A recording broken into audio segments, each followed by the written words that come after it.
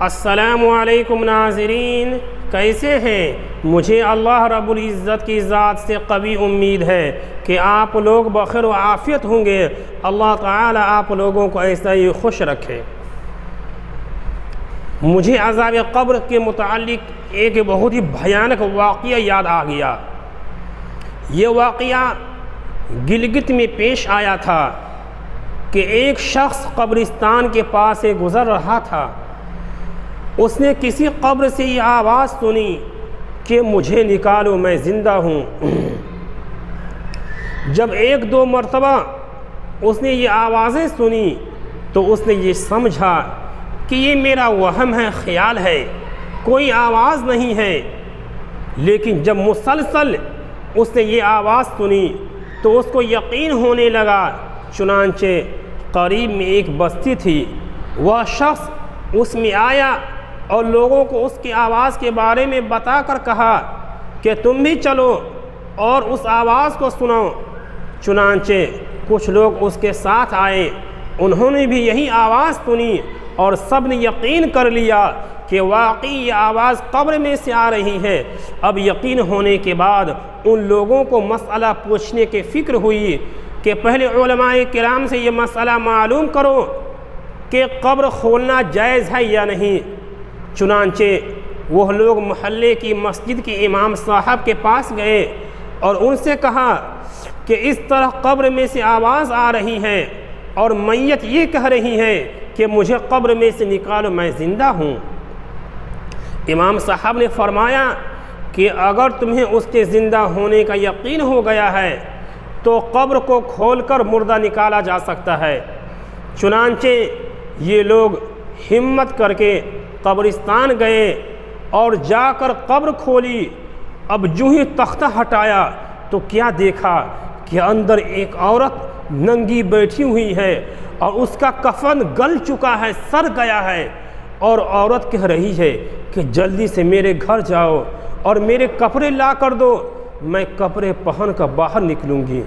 چنانچہ یہ لوگ فوراً دوڑ کر اس کے گھر گئے اور جا کر اس کے گھر والوں کو یہ واقعہ بتایا اور اس کے کپڑے، چادر وغیرہ لے کر آئے اور لا کر قبر کے اندر پھینک دیے۔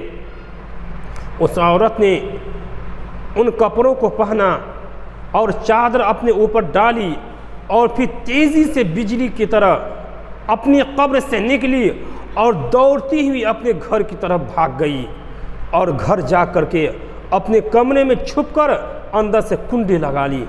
اب جو لوگ قبرستان گئے تھے دوڑ کر کے اس کے گھر پہنچے اور اب ان لوگوں کو وہاں جا کر معلوم ہوا کہ اس نے کمرے کے اندر سے کنڈی لگا لی ہے۔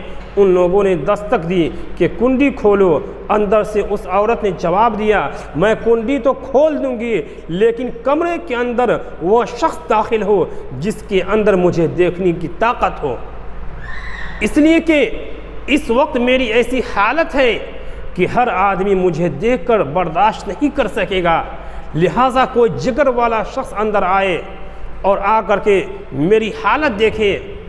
اب سب لوگ اندر جانے سے ڈر رہے تھے، مگر دو چار آدمی جو مضبوط دل والے تھے انہوں نے کہا تم کنڈی کھولو، ہم اندر آئیں گے۔ چنانچہ اس نے کنڈی کھول دی اور یہ لوگ اندر چلے گئے۔ اندر وہ عورت اپنے آپ کو ایک چادر میں چھپائے بیٹھی ہوئی تھی۔ جب یہ لوگ اندر پہنچے تو اس عورت نے سب سے پہلے اپنا سر کھولا۔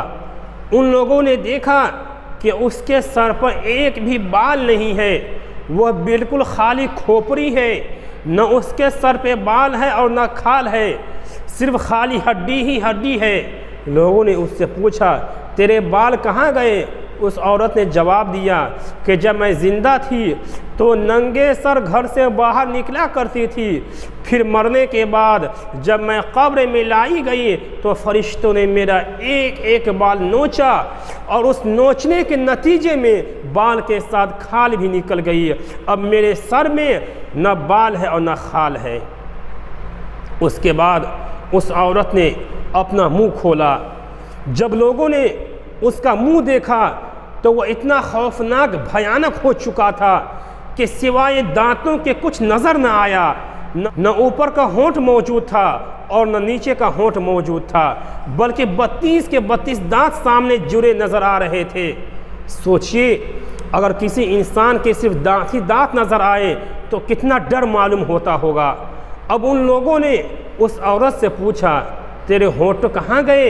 اس عورت نے جواب دیا میں اپنے ہونٹوں پر لپسٹک لگا کر نامحرم مردوں کے سامنے جایا کرتی تھی، اس کی سزا میں میرے ہونٹ آگ کی کینچی سے کاٹ لیے گئے، اس لیے اب میرے چہرے پہ ہونٹ نہیں ہے۔